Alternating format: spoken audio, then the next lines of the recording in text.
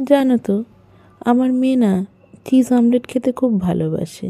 তাই মাঝে সাঝেই আমাকে সকালবেলাতে বা অন্য কোনো টাইমে ওকে চিজ অমলেটটা বানিয়ে দিতে হয়।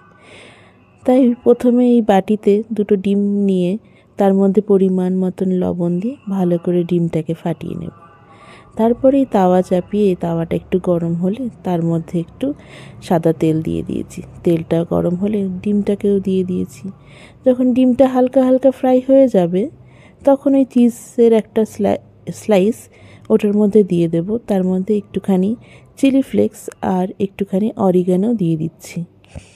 চিলি ফ্লেক্সটা আমি একটু অল্পই দিয়েছি, মেয়ে খাবে তো খুব একটাও ঝাল খেতে পারে না।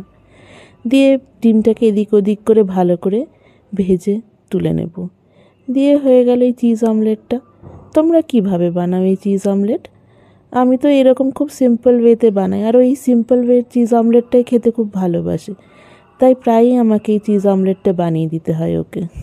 তোমরাও কিন্তু দেখতে পারো এই চিজ অমলেটটা বানিয়ে, খুব চটজলদি হয়েও যায় আর পেটটাও পুরো ফুল হয়ে যায়। চলো আজ তাহলে আসি, আবার দেখা হবে অন্য কোনো ভিডিওর সাথে।